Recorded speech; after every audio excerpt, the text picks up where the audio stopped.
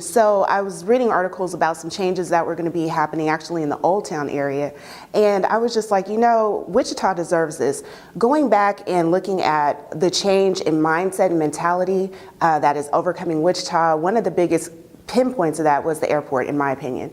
When people fly in and actually go to see the airport, it really reminds them of something that initially didn't belong in Wichita. My reaction to that is, yes, Wichita does deserve this. So I started a couple of posts that just had a hashtag, Wichita deserves this. And I anchor it to Wichita because we really do need to start to see that we deserve quality, we deserve nice things.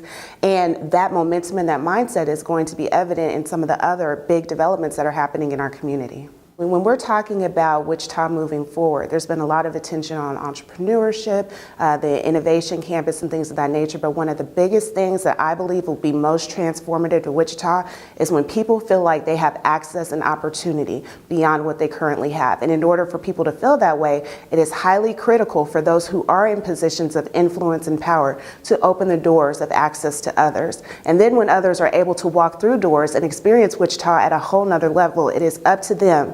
It is their responsibility to then in turn turn around and open the door for someone else. Tell me a little bit more about that. How can someone have that idea, have that mentality of having an open door and being accessible? Absolutely. If you are in a position of influence and are seeing that maybe your reach isn't as diverse, maybe your reach isn't as broad as it relates to even mentoring and having younger people up under your wing, then being able to recognize that and then do something about it by being intentional about inviting people to attend events and functions, or creating opportunities that allow groups of different kinds of people than what you've typically been getting at your functions and events to be able to have access to those events. It begins there on an organizational level. On an individual level, in our personal circles, it really does require us to be intentional about looking at our own circles and seeing, is it diverse? And if there is a lack, then being strong enough in ourselves and willing enough to reach out to others who may look different, who may have a different experience,